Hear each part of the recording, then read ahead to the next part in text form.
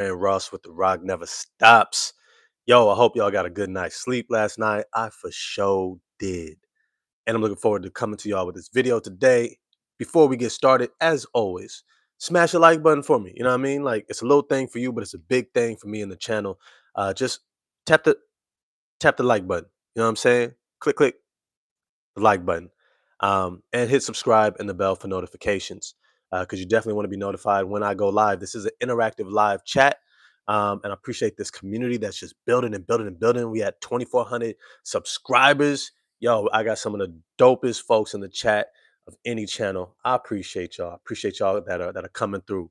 Yo, YY23 for life. Salute, salute, salute. It's good to see you in the chat. It's good to see you in the chat this Sunday morning. Yo, let me just start off with I love the comments of JB Bickerstaff after the game, really just talking about how big of a challenge this hill that Jaden Ivey is attempting to climb, uh, getting himself back. There's no perfect route. I say oftentimes that there are many paths that can lead to success, many, if not infinite. Whatever your creative mind can come up with and come together with community, friends to kind of like piecemeal together and fill in the gaps and the voids and execute a plan, you can do it. You can do it. I thought that Jaden Ivey should have went to the G League first. That was my thing. Like, look, we got good vibes, we got good energy, we doing our thing. Let Jaden Ivey get himself together in the G League. He can get 35 minutes a night, right? He can find his shot, his rhythm, get into the rack, finishing, be himself down there, and then when he's ready, no minutes restriction, then come up. That was my initial thought. It's been a different path. They've allowed Jaden Ivey to come in and work himself into shape. As I mentioned last night, we have a 5-game rest. We don't play again until Friday. And I'm going to be doing a series of videos each morning leading up until then. But it's to say that throughout this time, I'm curious what they use this time for. Will the Detroit Pistons use this time to reinsert Jaden Ivey back into the starting lineup? If Jaden Ivey can play, let's say, 24 minutes a game, going from the between 15, 16 to 19 minutes he got the other night, close to 20. If that's where he's at, and they think he can get up closer to 24 minutes per game, that's about 6 minutes a quarter. If they think he can get there, I think they need to put him in the starting lineup. And I want to go over several reasons why as well. Yo, Gretzky, it's good to see you in the chat. Salute, salute. Let me see. YY, definitely wanted to talk to you about Dunk starting. Yeah, I know you're pushing for Ivy, and we need to see it. But Duncan's ability to space the floor and be a high volume 3-point shooter, he has to start for me. I hear that argument as well, and I have a counter argument for that. Um, this is what I would say about what Jaden Ivey brings potentially to the starting lineup. One, another ball handler. Another ball handler. What this does is it creates a situation like against teams like against the Boston Celtics, like against the Atlanta Hawks, maybe the Orlando Magic, who have more defensive personnel that they can deploy on the perimeter, who might stick one high level defensive person on Cade and then on Asar and try to slow down our momentum and our ability to create tempo with our ability to push in transition. Boston did it with Derek White, and I believe it was not Josh Minot. They had Hugo Gonzalez the first time we faced them. Then they used uh, Derek White. I'm trying to think of the name of the other brother that was in there, Jordan Walsh, right? And it slowed us down. It prevented us from being able to get into our early offensive sets, getting quick and easy looks downhill at the rim, kickouts for open threes. It slowed us down. Atlanta, similar. Dyson Daniels placed on Cade, created a lot of turnovers, a lot of havoc. And then you had Zachary Risachet in the second game where Atlanta made it a lot closer, who was able to pressure Asar. And there was a lot of different things that they were able to do. But now if you have a Jaden Ivey instead of a Duncan Robinson, His ability to push tempo and get downhill is tremendous. It is tremendous. And what you now create is a situation where paying too much attention to Cade or Asar or Duran is going to leave the court wide open, wide open. And what Jaden Ivey showed in this last game is his willingness to just play the role of playmaker, someone who's willing to consistently attack and collapse the defense. And his ability to do so opened up three-point shooting. I think we also see Cade Cunningham's three-point shot round into form over this next month. I kept saying he needs to get more arch on his shot, shoots a very flat shot. I think if he can continue to work on that with Fred Vinson, getting some more arch, just same flow, same rhythm, just arch, arch. I think we're going to see his shot drop with more regularity. But I also see, especially as Point Asar Thompson is rounding into form as well, that with Jaden Ivey also being able to create for him and his willingness to play off the ball more, I think what we're going to see is Cade Cunningham become more of a three-point sniper. Someone who is consistently knocking down threes, shooting 2 for 5, 3 for 6, right? 4 for 6 from three. And we're going to start seeing like, oh, we have enough shooting. Not just that, but Isaiah Stewart. And I was saying a lot of this stuff a couple seasons ago, back when everybody was like, oh, we need more shooting. I was like, Isaiah Stewart shoots 40%. He just needs to shoot more. He needs to shoot more threes. And now that we're looking at Isaiah Stewart in this starting lineup alongside of Duran, look, I know Uncle T is the veteran and JB Bickerstaff, and I'll get to more of what I think JB is going to do versus what I'm potentially promoting or hoping for, right? But it's to say that Isaiah Stewart was knocking it down last night. He was knocking it down. And when I look at that shot going in and his persistence and willingness to shoot a volume of threes, not just one or two open threes, but to say, I'm going to keep shooting, especially when Duran is in the game. I'm going to play the role as a shooter. I'm going to go full on Brooke Lopez. I'm going to go full on Miles Turner. I'm going to shoot threes. And when he does that, when he is in that mindset, it is really, really hard to justify why he's not starting. But when you combine that with Jaden Ivey's ability to create open three looks, there's a real reality that we have to say, one, who is the better three-point shooter? Isaiah Stewart or my man Uncle T, Tobias Harris? Who's the better three-point shooter?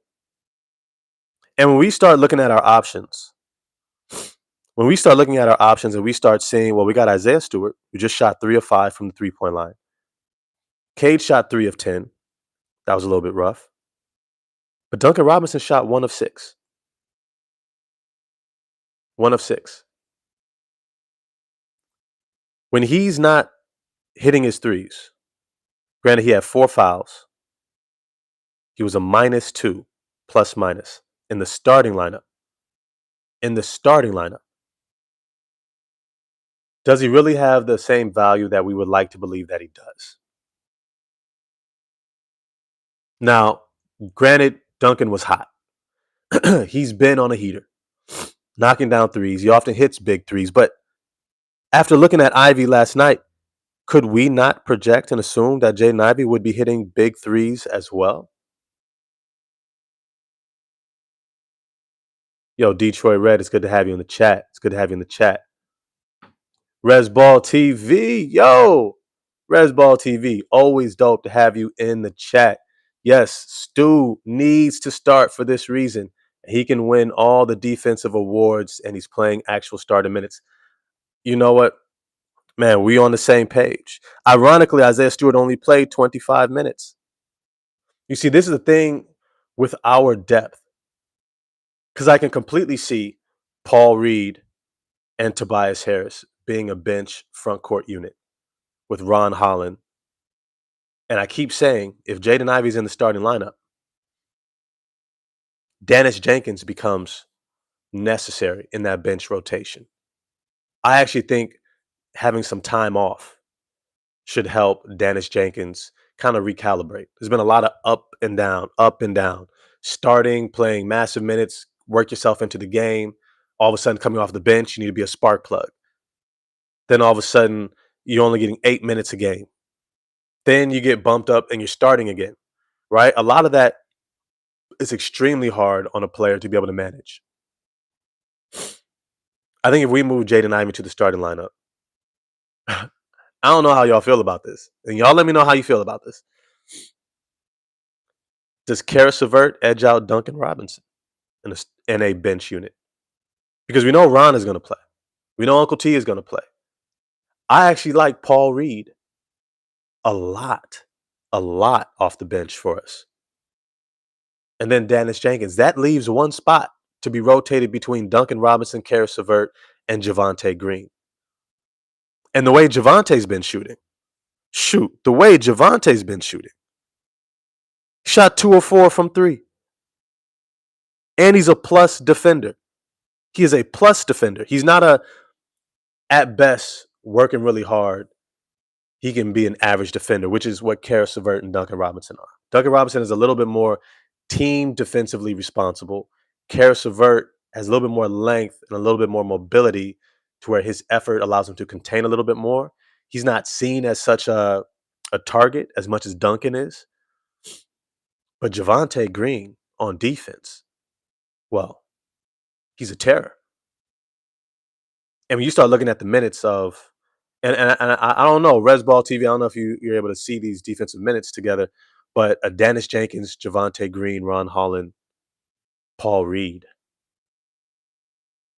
those 4 on defense, off the bench, have to be shut down.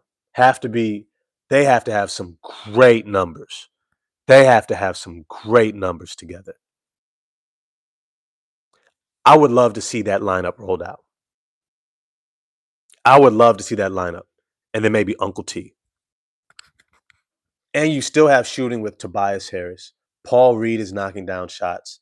Ron is knocking down shots. Javonte is knocking down shots. I think Dennis will round back into form in terms of knocking down shots as well. There can be a lot adjusted over the course of these next couple of weeks. Because remember, not only do we have a 5-game break, I want to say after a few games, we have a 4-game break or 4-day break. Is it a 3 or 4? Let me just triple check. But either way, I for sure, Jaden Ivey needs to be in the starting lineup if he can play 24 minutes a game. I don't think there's any reason not to. Speaking of any reason not to, there's no reason not to smash the like button. I got 21 people in the chat, only 4 likes. Remember, it's a small thing for you. It's a big thing for the channel. Appreciate this community, y'all showing up on this new Sunday morn. Smash the like button for me. I appreciate it. Let me see. We have 5 days until we have the Hawks. And then 1 day off for Boston. And then we go Tuesday, Wednesday, before our Thursday game against Dallas. Then we have one day off before we face the Hornets. And then 1 day off, 1 day. That's a back-to-back. I'm trying to think. There's another break in here somewhere. I'll find it. It's in January. Okay. That's between the 10th and the 15th. All to say is we're going to have some opportunities to have a series of days off to integrate new lineups, potentially, new strategy. One thing I mentioned last night that I thought was dope was just how well prepared JB Bickerstaff has this team. To see Cade Cunningham trust the system so much in this last game was probably one of the biggest moments of we're turning a corner. I know, 19-5.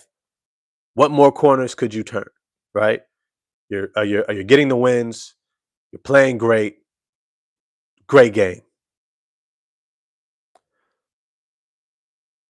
But remember, we're not just playing to win the regular season. We're playing for the playoffs. This is something I've said all along since I've started following the Pistons the last few years. I was like, these are the Pistons. Remember, I come back. I wasn't there, right? I wasn't totally conscious for Isaiah Thomas.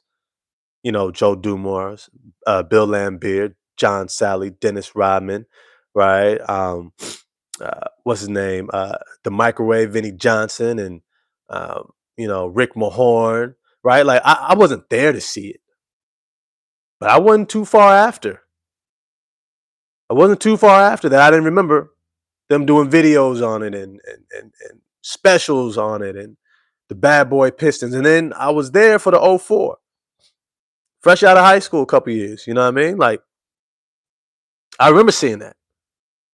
They trade for Rasheed Wallace. You see this defensive minded team wins this big time championship, overthrowing the Lakers. That was big time. And then I saw the rough years: Charlie Villanueva, Josh Smith, Andre Drummond, Greg the Moose Monroe, Rodney Stuckey, Ben Gordon. I seen the lean years. And then we got Reggie Jackson, had a little bit of hope. Reggie Jackson, if he could have stayed healthy. Blake Griffin, if he could have stayed healthy. I think that was at least a second round team if they were healthy. Right? KCP, even at Tobias Harris for a quick moment. So I seen the lean years. But now we're back. We're back to what Detroit basketball is really about. Winning championships. Not just being better than bad. Not just not being a 14-win season. We got into the playoffs. This ain't Charlotte. I keep saying that. This ain't Minnesota, Memphis, where you can be content with just having a good product out there. Remember, these windows of opportunity don't last forever. Superstars don't last forever. We have no idea what the timeline on Cade's body is. Jaden Ivey, Jalen Duren, Asar Thompson. Please do not think for a moment we got this endless runway. Remember, I usually say most superstar players, if they're not in an NBA championship game, or at least the conference finals, once or twice, by the time they hit that year 7, most of them are leaving. Because most players aren't getting to choose where they're going to live, where they're going to work. Choice is a major thing. People want to feel free. When you're drafted, you're not free. When you're a restricted free agency, it's in the name. You are restricted. A lot of times people see this as the moment to exercise freedom. It's bigger than if they just like the city or not, if they like their teammates or not. They want to feel free. If Cade Cunningham has not seen the conference finals once or twice, or gotten to the finals once or twice, by the time he hits year 6, the Pistons will already know if he's leaning towards re-signing and extending going into year 7. And if he hasn't, it will be a clear sign he's probably not. He's probably going to go elsewhere. Remember, it's not a rejection of the city. It's not a rejection of his team or the organization. It's an opportunity to exercise your freedom, which is why I always thought for the longest time that the NBA needs to go back to removing the draft. Now, I know there's a lot of hoopla, there's a lot of fanfare. I think you can still make it an exciting event, almost like free agency is, right? But when you don't give players a chance to choose, one, you end up with players in places where they should never be, like Zion Williamson in New Orleans, right? James Wiseman in Golden State. You have these really great talents in a horrible situation, which is why I think the NBA was smart enough to steer Victor Wembanyama to the San Antonio Spurs. Made sure Charlotte never got anywhere near him, because we already see what's happening with Brandon Miller, right? Now, I digress. We don't have an endless runway. We've got to put this together quickly. Remember Grant Hill? We thought we'd have a long time with him. Remember Penny Hardaway? Whoever saw what could have happened? Brandon Roy, right? A lot of what ifs. So we can't just project and be like, oh, we've got plenty of time. This organization should be operating in a 2 year at a time window. That would be wise. 2 years at a time. This season and next. Ironically, when you think about the team this season, with the start that they've had and the pace that they're continuing on, you know what? Outside of an Oklahoma City, maybe a Denver Nuggets, is there really a team that we can't beat? That's an honest question. What teams out there do you really feel like are head and shoulders better than the Detroit Pistons? I wouldn't say the Lakers. I wouldn't say the Lakers at all. In fact, I can't wait to see this version of defensively responsible Asar Thompson. Yo, I got excited when I saw Asar Thompson moving his feet. Uh, shoot, who was he guarding again? I want to pull it up. Moving his feet against Kevin Porter Jr., who's quick as hell, and explosive. Great touch. And he stays in front of him. And just when Kevin Porter Jr. is kind of stuck in front of the basket, he does these series of pump fakes. And I was like, uh-oh, this is when Asar normally gets a little jump happy. Starts trying to block the shot. And instead, Asar Thompson just uses his 7-foot wingspan to stand straight up, maintaining his space, his verticality, and forces Kevin Porter Jr. to shoot a tough shot and miss. I said, boom. Boom. That's discipline. That is an elite defender. I know when I'm forcing you into a shot you don't want. I know when I'm forcing you into an extremely tough shot that really, even if you make it, it's a sign that your offense isn't working.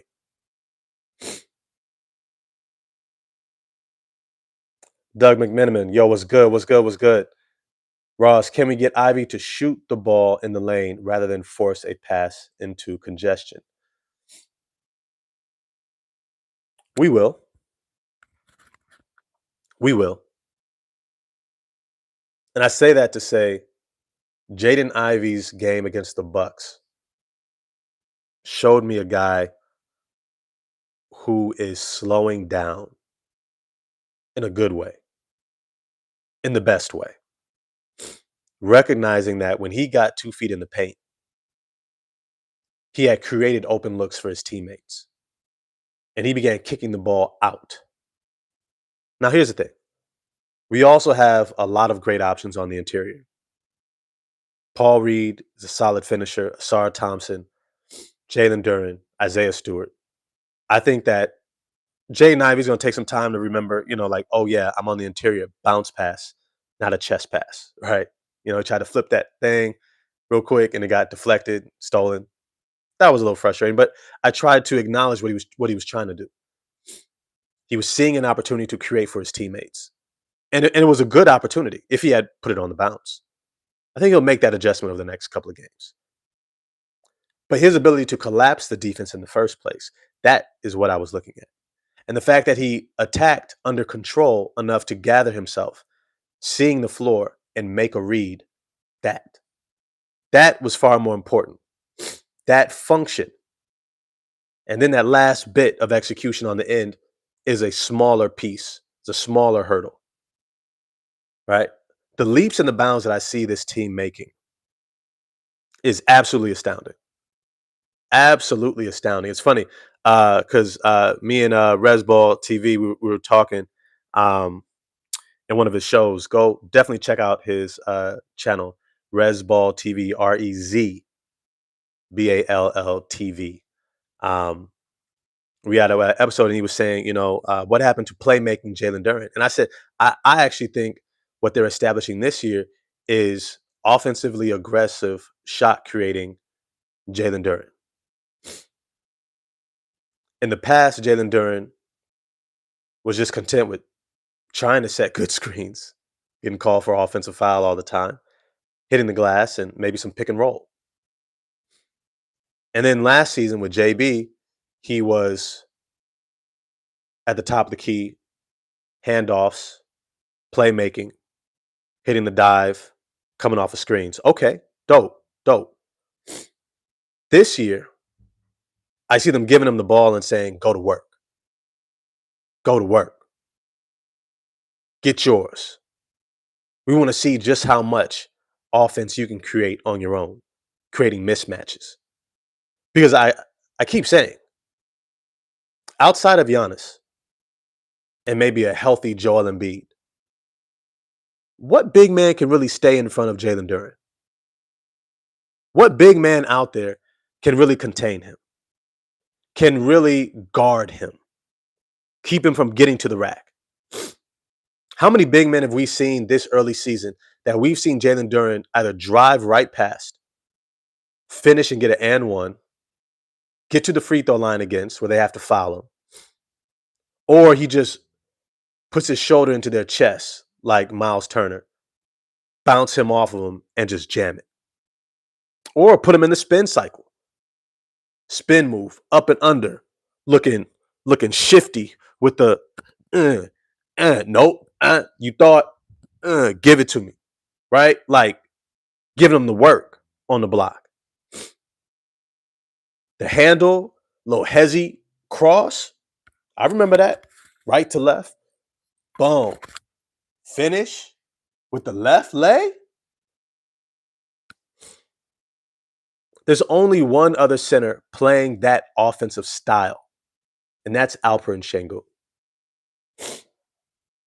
That's Alperen Şengün. And to a slower point, it's Nikola Jokic. Nikola Jokic. But Duren is far more explosive than both of them. 7'5" wingspan. We're starting to see the little turnaround jumper come out more. But what I'm really waiting on, this is what I really want to see. I want to start seeing Duren miss 4 jumpers throughout the course of a game. Miss 4 jumpers. Because for you to miss a shot and then take it again, and then miss it and then take it again, and miss it and take it again, what that says is that you believe in the shot. When you take a shot one time and then you miss it and then you don't shoot it again, it tells me you don't believe in it. Shows a lack of confidence. The reality is a lot of these bigs, when he catches around that free throw line and he turns and faces, most opposing bigs know back the hell up because he's going to drive right past you or he's going to try to drop a dime around you. So you're playing the pass, you're playing the drive. The jumper is right there.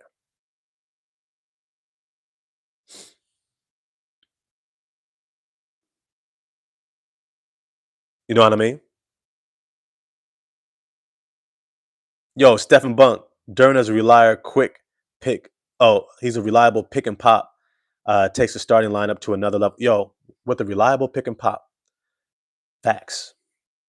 In fact, if Duren, I think Resball TV also brought this up, is that if Duren starts, no, it was the other brother on your channel brought this up. I forget his name. Resball, if you're still on, put his name in the chat. If Duren starts shooting that jumper more, it opens up the paint for Cade. It opens things up. It opens up a whole lot. If they know that they have a big that's a rim protector who's dropping back, and then they do a little pick and pop, and Duren can get that little free throw line jumper, I'm telling you, he reminds me a lot of Karl Malone. Once he starts shooting that jumper, we're gonna start seeing Karl Malone. I don't think he's built like Karl Malone in terms of mentality, though. That's the only downside. That's the reason why Duren is not a max contract franchise player. But remember, a lot of these guys also have built their confidence by playing 3-4 years in college. Had Duren played 3-4 years at the University of Memphis under Anthony Penny Hardaway, by the time he came to the league, and I say this all the time when I have this Nikola Jokic versus the field debate, is that we just don't develop our bigs the way we used to back in the day. Hakeem the Dream Olajuwon, if you I got a chance to read his autobiography, and he talks about how he was just so raw as a freshman in Houston. He had great talent. Um, Great defensive instincts. He learned a lot in Nigeria before coming over, right? He learned a lot playing with professionals out there, how to play tough, be in position, see the rotation, timing on blocking shots, and uh, diving to the rim and getting out in transition and knowing what lanes to run. So he wasn't that raw, but you have to understand that there's levels to this to keep climbing. And throughout the summer, he got to play against some other pros like Moses Malone in Houston.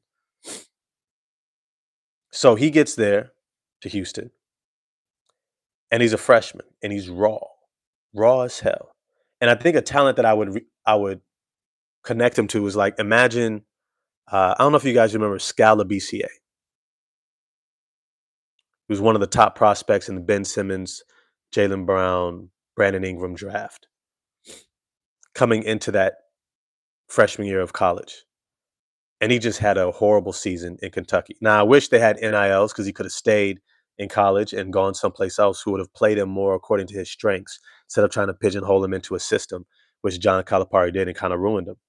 But it's to say that if Scala BCA had been able to stay and develop over 2, 3 years, this athletic, strong, wiry strong, but not really like an interior banger of a center, could have developed his game.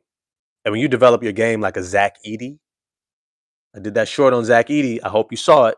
Hope you saw it.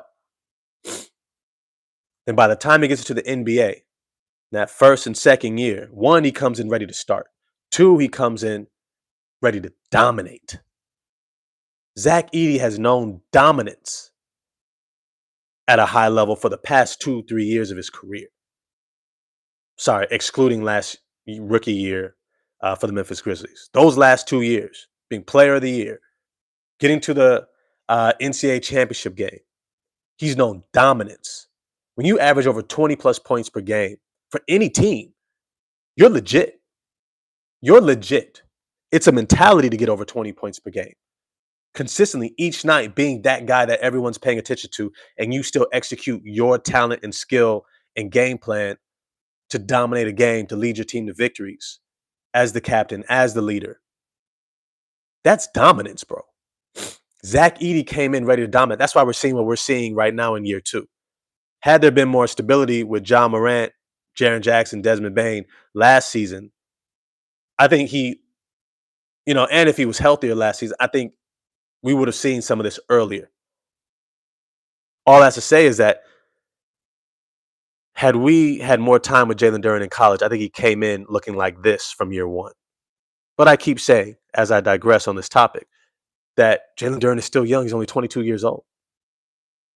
It's kind of wild to think how much room he has to grow. And that's why I titled this video, Do You See the Vision?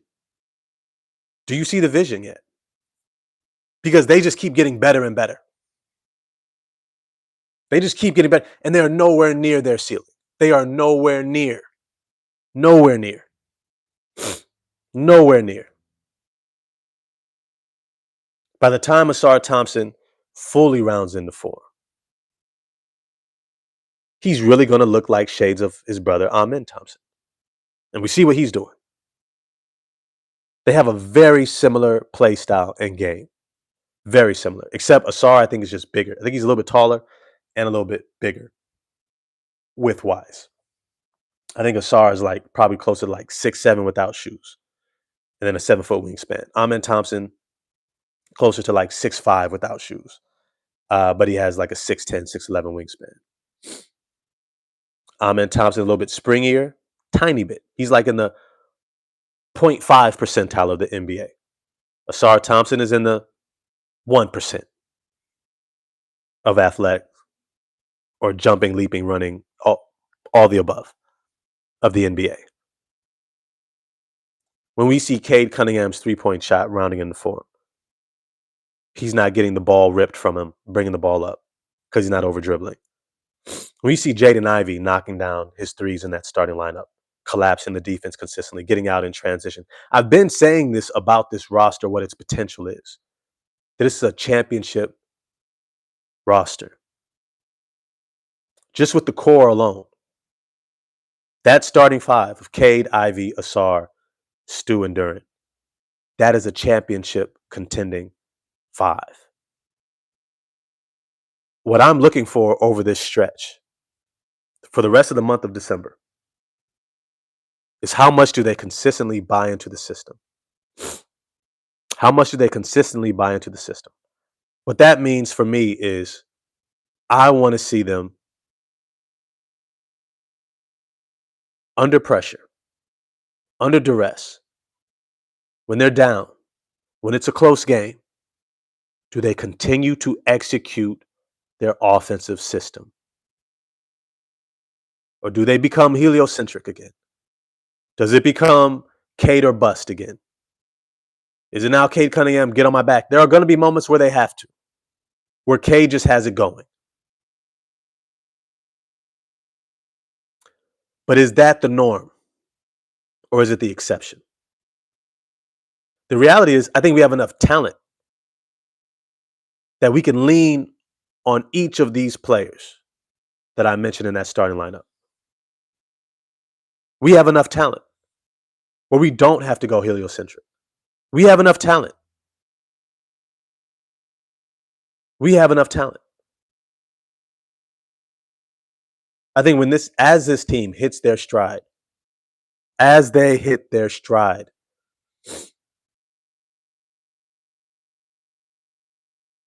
this squad is going to become scary. Not because of the talent and potential that we see, but because we see them raising their floor. That's really what this season is about. Our bad games no longer include high turnovers. We're playing at a level 3 out of 10, level 4, just throwing the ball all over the place, not boxing out, standing around, not getting back on defense, committing bad fouls, getting into foul trouble. That's not how we're playing anymore. We've shored up a lot of those little things, those little fundamental things. And we're at a point in which we're not beating ourselves anymore. We reach a point where now we have raised our floor to where we're playing at a level 7, 8 every single game, if not 9. And when one of our guys takes over, Duran, Ivy, Cade, maybe even Asar in his two-way play, and we're playing at a 10, when that's where our range is, between an 8 and a 10, that's when you're a contender. That is when you are a contender. Because that is what the Denver Nuggets are. That's what the Oklahoma City Thunder are. That's what the New York Knicks are. We consistently play from 8 to 10. We don't beat ourselves. We execute. We trust each other. We play together. We're bought in. And we're consistently performing. Even if there's an injury, there's a drop off, the team is bought in to what we do. And our guys step up accordingly. That's how you know that you're a contender. But here's the thing, what's interesting about it is I can't see a team that we can't beat in the East in a series. And if we get to playing between that 8 to 10 by the time March and April comes around, which is what I keep saying is what we're playing for. What we are playing for is not just to win a bunch of games in the regular season. It's to prepare for the playoffs. Our hope should be as we get closer to the playoffs in March and April, we are playing at a level 8 to 10 every night. We execute. We move the ball. We share the ball. Trust each other. We're getting back in transition. We're not beating ourselves with bad fouls. We're disciplined. We make the game easy on ourselves. We find the mismatches. We get the ball where it needs to go. Right? We can break down different types of defenses. We got our main squad firing on all cylinders. Cade, Ivy, Asar, Stu, Durant. Everybody knows their role and bought in. Our bench mob. Dennis Jenkins, Javonte Green, Ron Holland, Tobias Harris, Paul Reed. If we need to go deeper with Marcus Sasser, Karis LeVert, Duncan Robinson, yo, hey, we got it. 13 deep. We out here. Speaking of out here, 28 people in the chat. Yo, appreciate everybody coming through for the channel. If you could do me a favor and smash the like button for remember, it's a small thing for you to smash the like button, but it's a big thing for the channel. So I appreciate all the love and support y'all showing up for these live interactive chats. Go ahead and smash the like button for me. Hit subscribe if you haven't already, and the bell for notifications. These are a lot of fun. I go live 8 a.m. or 11 a.m. Pacific to Eastern Standard Time, pretty much each morning, if not after games as well. All right, with that said, does Jaden Ivey move into the starting lineup this 5-game break? See, James Duhame. Yo, I haven't seen you before in the chat. Welcome. Salute, brother. It is good to see you in the chat. If Ivy can cut the turnovers down, he's a solid starter, in my opinion. He has a very good stroke from behind the arc. Facts. I've been saying this for a while. Ivy, if he just comes in and can give this team what Tim Hardaway Jr. did last season, he would average about 16 to 18 points a game. He's a better shooter, has more downhill force, better in transition, still moves well off the ball. He can get to 16 to 18 points. If he's collapsing the defense and making good decisions, as he was last night, for the most part, he's going to get up to around 4 to 5 assists a game. Not to mention, he's another player who can run pick and roll with Duran and Stu, or Asar, or Cade, right? There's so many options that we have in this when we have this much talent. And then, when you add in the shooting of Isaiah Stewart, Cade Cunningham, potentially Duran, now you have this whole functioning, flowing offense where Ivy should be able to pick and choose his spots with ease. With ease. Real Estate Page. Don't need to start Ivy just yet. That injury was serious. Did you watch the mini documentary about his injury with his mom and dad? No, I didn't watch the mini documentary. I did not. I might have to check that out. But I'll say this. There's no rush to bring him back. And this is what I wanted to get to anyways. What I think that JB Bickerstaff is actually going to do. I think there's a good chance. I'd say about 60 to 80% chance that JB Bickerstaff doesn't change much of the script so far. That he continues to start Duncan Robinson and Tobias Harris for the foreseeable future. For at least the next few weeks. I foresee he sticks with it. He hasn't necessarily been a coach that makes quick pivots, even if we see it. Even if we're like, oh, man, yeah, Dennis Shakers needs to. He just doesn't. And I think there's a benefit to that because when you're also coaching, as I've said before, it is built around relationships. It's built on relationships. When you jerk people in and out of lineups and rotations and expectations, what you do is you also create distrust within the relationship. That the expectation from what you're telling me to what I'm actually going to experience is two different things. And that can wear on a roster. That can cause a lot of dissension, hesitation, guys not being prepared and ready. And so when you create change, you kind of want to curve it slowly so that people have time to adjust along the way rather than it's a sudden shift. But best believe when you see Dennis Jenkins get the start when Duncan Robinson was out, that was a preparation for Jaden Ivey. I don't know if y'all caught that. That was a preparation for Jaden Ivey's being brought into the starting lineup. Another ball handler, shot creator that Cade has to adjust playing off of, Asar has to adjust playing off of. It's almost like when you have like a scout team and you have somebody on your bench play the role of another guy on another team. Right. That's kind of what was happening. Cade, can you let somebody else run the show? Can you play off the ball some? because when Ivy gets there, that's how he's going to play. Maybe that's why Dennis Shakins played so aggressive in that start, shooting threes right off the top. That's how Ivy would play. Cade has to adjust to that. I also think it's no coincidence that whenever Tobias Harris is out, especially on a back-to-back, which is smart, that Isaiah Stewart gets a start because that's the inevitable switch up as well. Now, I know a lot of people are saying, a lot of people in the media are proposing Tobias Harris being a lot of trade uh, discussion because of the fact that his contract is expiring. And it could foreseeably get us a really talented player if they're available. Now, I like guys like PJ Washington, but I think the point that was made that I think is a significant point is that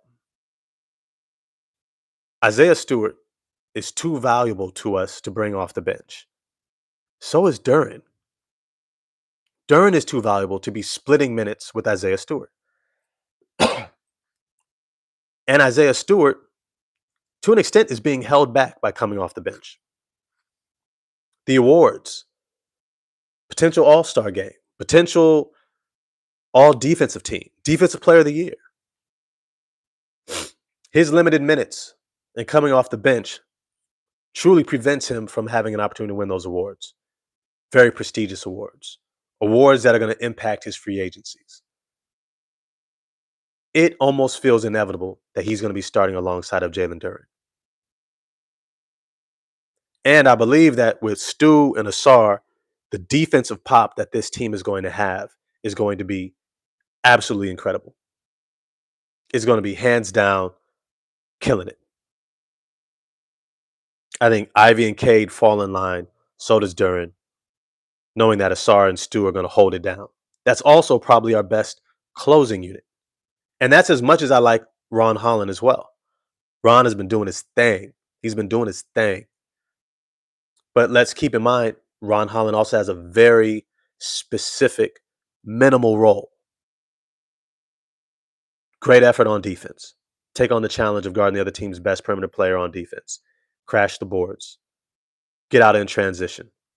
Straight line drives. Really basic. Really basic. We're not asking him to run pick and rolls. We're not asking him to be an offensive initiator. We're not asking him to handle the pressure of defense down the stretch of games. Having ball handling responsibilities, playmaking responsibilities, where you got to make reads. He's not being asked. So remember, as much as we are observing what Ron Holland is rounding into shape of and how good it looks, let's keep in mind, he has a very limited role that he's starring in right now, which is a great sign for us.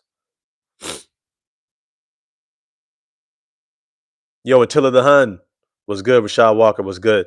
Right now, I'm just talking a little bit about what this roster is rounding out into.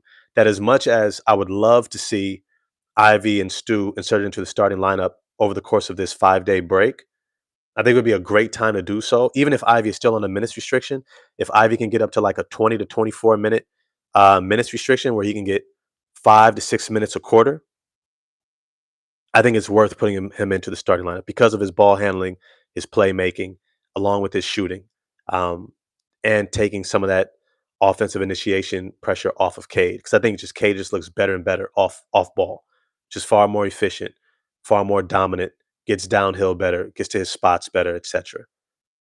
And then Isaiah Stewart shooting 3 of 5 from the 3-point line yesterday.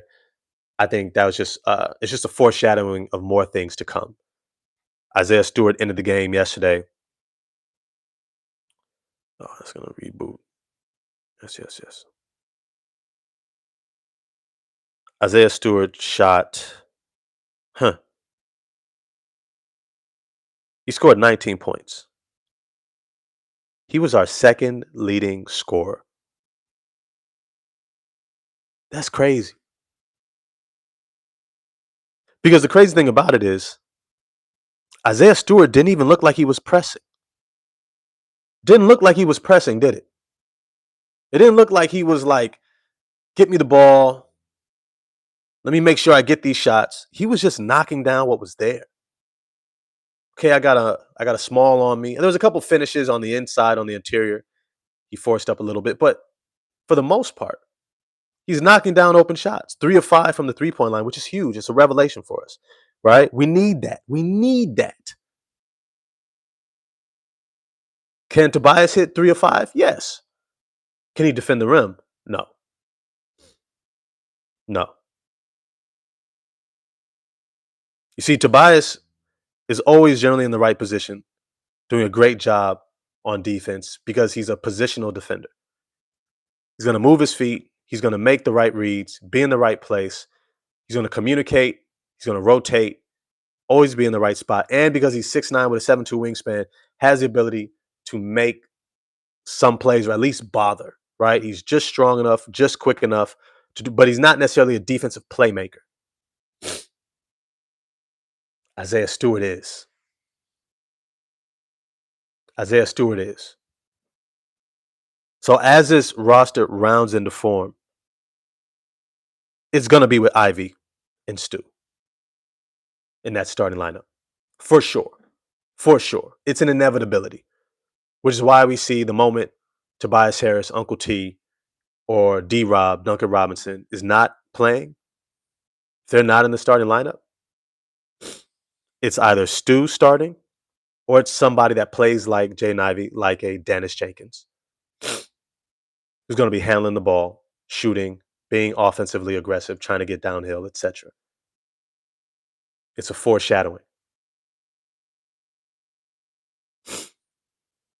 Let me see, Gumby77, just like my man Downtown Deuce said last night, similarities switching Stu for Tobias was what Rodman for Aguirre in my day. Oh, yeah. Hey, that's a great point. Great point. Great point. Though I would say this team has even more depth because we also have Ron Holland coming off the bench. And what he's able to do in that bench unit. And I really love seeing Javonte Green playing so confident, knocking down shots. He just makes so many plays on defense. He's probably one of our best players of getting to those 50-50 loose balls. I love his style of play. I think he's 100% what this team needs more of.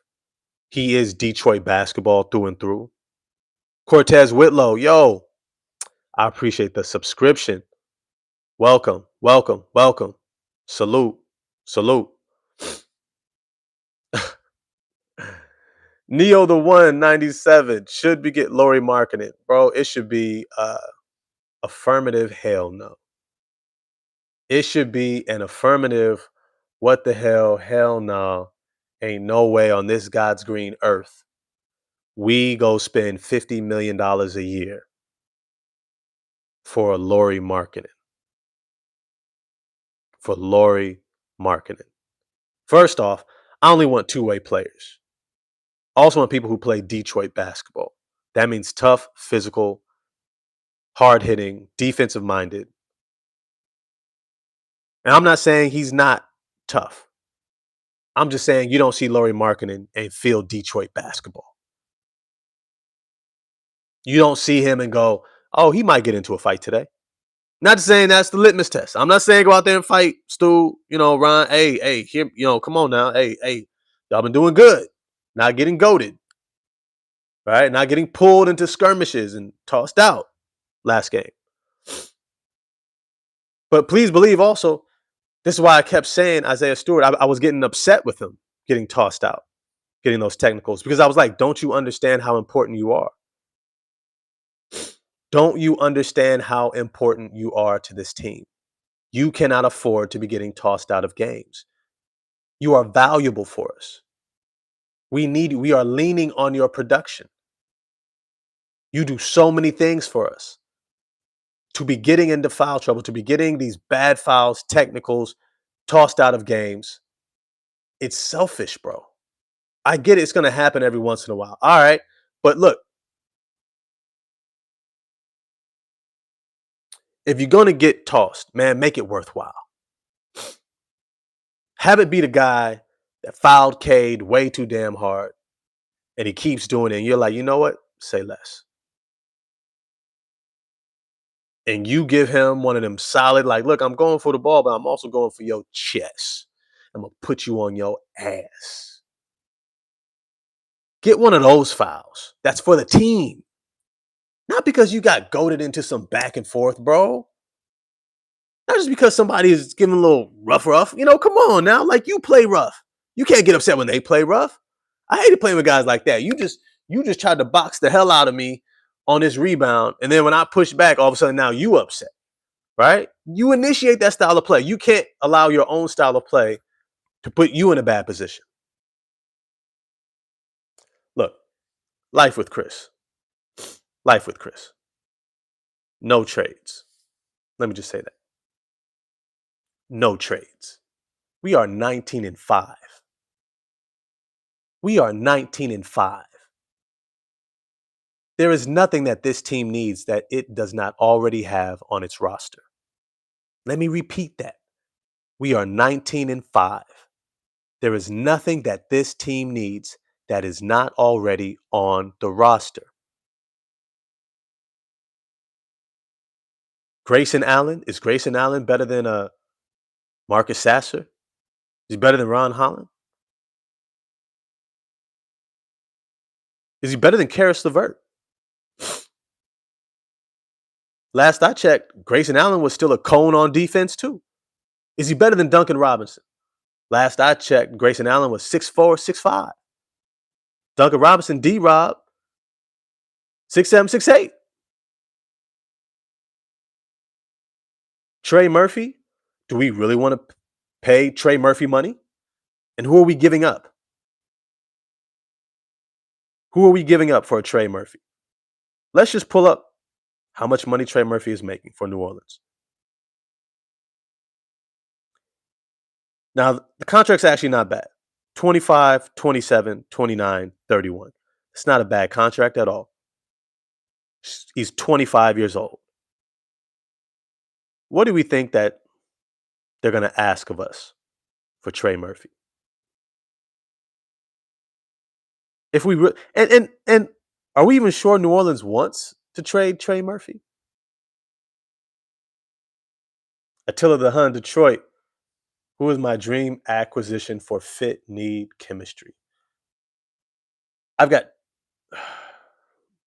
3 people that I would be okay with. Because I know sometimes there are things happening behind the scenes, locker room, negotiations that I may not foresee. Right? Sometimes the guy's like, look, I think I'm worth $40 million a year. And this team's like, that's not what we can afford. They might need to make a move. Maybe they know something about someone's medical, what have you, who knows? 3 players. 3 players that I would consider this offseason. Not even during this season, but this offseason, this next summer, that I would consider. Life with Chris, I'm going to get to your comment. Quentin Grimes. And I'll explain it. Quentin Grimes. PJ Washington. Domantas Sabonis. Quentin Grimes. PJ Washington. Domantas Sabonis.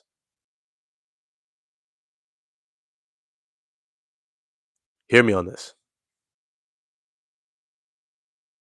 Tough, physical, hard-nosed, defensive, Detroit basketball style of players. I know you might say Domantas Sabonis, not the best defender. It's very true. Very true. I think he's as good defensively, for the most part, as Jalen Duren is on average. Can Jalen Duren become a better defender? Yes, of course. Domantas Sabonis, he's a high-level rebounder, playmaker with his passing, interior finisher, screen setter. He's a glue guy that can make the game easy for his teammates. When you've got guys like Cade, Asar, Ivy, Stu around you, Ron Holland, He could be high level for us. Here's the thing. Duran could price himself out. I know it doesn't sound good to hear. It doesn't sound good to hear. And I think that we match just about anything that he um, gets offered. Domantas Sabonis is making 42, 45, 48 million over the next 3 years. That's not bad at all. That is not bad at all. 29, 30, 31 years old, the prime of his career. Domantas Sabonis 100% is ready to play playoff basketball. Is ready to be a leader on a team, basketball. He could be the type of acquisition for us that Pascal Siakam was for the Indiana Pacers. He's solid. Now, you have PJ Washington. He's a glue guy. He's a glue guy. High level role player. High level role player. He looks great on your team in that starting lineup, either at the 3 or the 4. He looks great because what he has the ability to do is bring everything together. He's a Tobias Harris who can make the plays on the defensive end. He can go up and get the block. He'll go get the steal, not just deflect it. He can switch 3 through 5. Good length, good physicality. Defensive minded, plays off the ball really well, can also play on the ball as a tertiary offensive initiating facilitator. He makes good decisions. Smart player. Really smart player. And most importantly, he plays winning basketball. Winning basketball. And he has a great contract. Making $14 million this year, he'll make 19, 21, 22, 24 over the next 4 years after this season. That is a great contract. Great contract. Amazing contract for what he can do in a starting lineup. And the reality is, well, Dallas needs to move him. PJ is 27 years old. He's ready to start competing to win a championship. The problem is they got Cooper Flag playing the 3 and Anthony Davis at the 4. And I don't know too many teams that are signing up to take on Anthony Davis's contract. If I'm honest, most teams should not be signing up to take Anthony Davis's contract. As good as he is, unless your team is ready to make a leap for a championship and Anthony Davis wants to be there, you should not. You should not. There's actually very few teams that I think should be looking at Anthony Davis. Very, very few. Um, but I digress. The last player, Quentin Grimes. Quentin Grimes. He's a dog, bro. He's an absolute dog. He's an absolute dog. 1 second.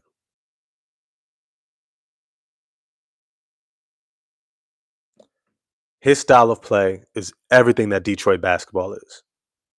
There's a reason why he started for Tom Thibodeau in New York. Because Tom Thibodeau's uh, culture of play, of coaching, is Detroit basketball style. Tough, physical, consistent, got to be a smart IQ player who can somewhat take care of his own offensively. I think this is the differentiating factor between JB and a coach like Tom Thibodeau. JB can also do the X's and O's and the system. He can plug guys in. He can get the most out of a bench unit. Something that Mike Brown is showing the ability to do in New York that Thibs has not been able to do.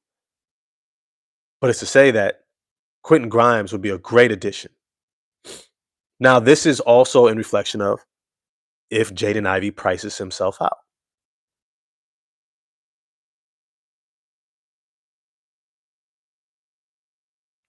Be there in 15. Gotta hop off soon. All right. If Jaden Ivey prices himself out, let's say Jaden Ivey goes on a tear, averaging 20 some points a game, March and April. That's all it really takes. That's all it really takes. He has a great March and April. And all of a sudden, a team is offering him 35, 40. That's what it would take for us to not match whatever he's offered. I think we match for Duran and Ivy anywhere in the range of 30 to 35 million each. We match it because of their age, the continuity with the city, with the team, the chemistry, they're gelling, they're young. But the reality is most teams don't want to try to steal restricted free agents because you lose if the team matches, if they take the full 24 hours to match, you lose out on other potential candidates. But here's the thing, Quentin Grimes, no, he does not have anywhere near the ceiling of a Jaden Ivey, but he also has a far higher floor. A far higher floor. He just is nowhere near going to be a star, superstar. I think at best, I almost said Michael Redd, right? Freudian slip there. Quentin Grimes, I think, can get to close to a Michael Redd type of production. Maybe he can get to 22 points per game if more of the offense is revolved around him. 22 to 24 points a game. He can repeat what he did in Philly last year. I don't think that is beyond him. He's always been that guy. All right, people forget that he was a high school All American, top recruit in his class. He just took a different route in college. All else to say is he's always been an elite talent. Quentin Grimes, he has the ability to be an 18 to 20 point per game scorer for us, playing great defense on and off the ball, being in the right position, leadership, communication, being in the right place, the right time, all the little things that we're still seeing Ivy try to figure out. And you can put him between Cade and Nassar and Stu, and this team is running at a high level. Considering that he's only making $8 million this year, he signed for his qualifying offer. You might be able to sign him outright for about $18 million a year over 4 years. Great contract. Amazing contract. Amazing contract. So there is the potential that this team could pivot if it needed to. And instead of doing Jaden Ivey and Jalen Duren for $70 million, they can get Quentin Grimes, Domantas Sabonis, and PJ Washington for that 70. So these are all things to consider when we think about off-season free agency. Now, I think there was a question that I said I was going to get to. I was asked, I believe it was was it Life with Chris? Oh, yeah, here it is. All right. He's saying, hold on, wait. So saying we don't need more shooting on this roster. No, we don't. No, we don't. No, we don't. No, we don't. The Detroit Pistons do not need more shooting on this roster. Did you just not see Isaiah Stewart shoot 3 of 5 from the three-point line? Did you just not see Jaden Ivey? What did he hit? From 3?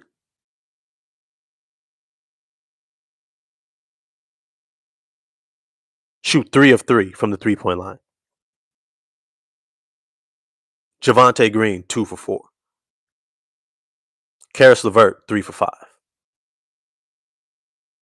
We still got Uncle T, Tobias Harris, who's shooting the 3 ball. Cade's 3-point shot still, I think, is going to round into form. We still got Duncan Robinson. We still got Karis LeVert. We still got Ron Holland, even though he shot 0 for 4. He's been shooting the 3 ball pretty well. Paul Reed, Chaz Anier, even Dennis Jenkins, I think his 3-point shot comes back to form. Marcus Sasser. We don't need more shooting. We don't need more shooting. We don't need, to be honest, we don't need any more one trick ponies either. If all you can do is shoot, it's not what we need. Because when the game gets tight in the playoffs, and I've said this many times before, and then I got to transition. I got to go pick up my daughter. Um,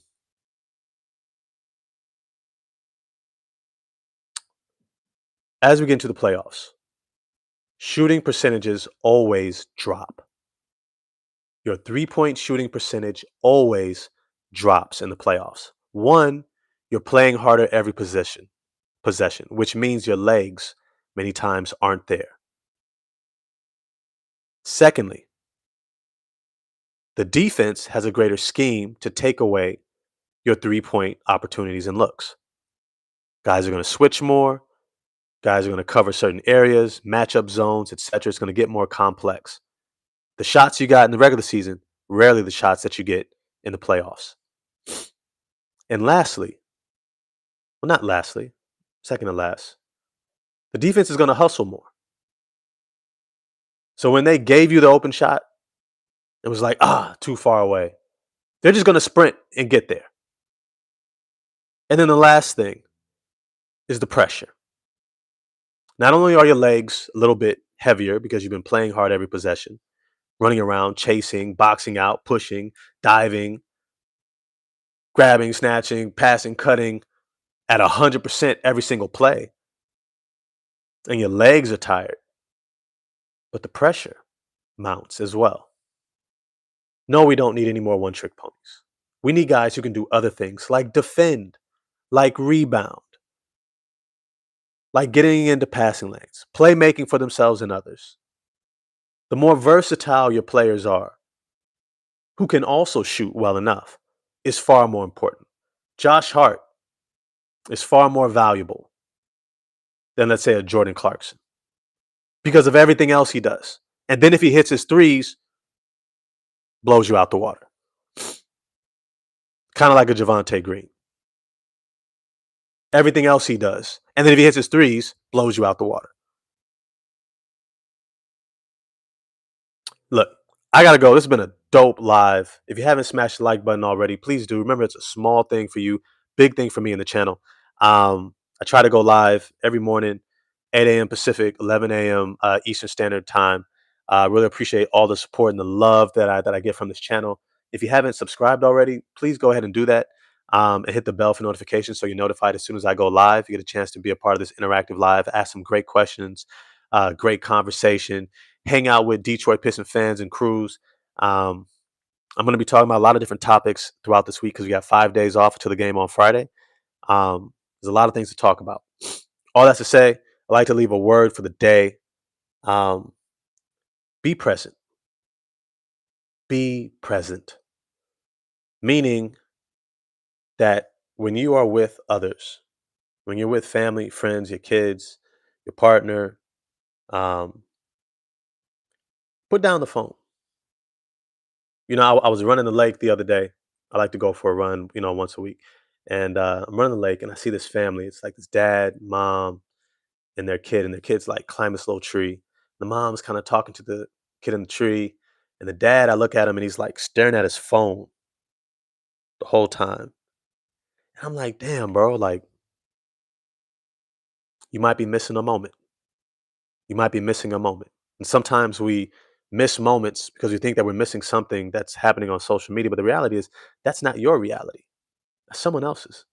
Instead of observing someone else's reality, why not embrace your own?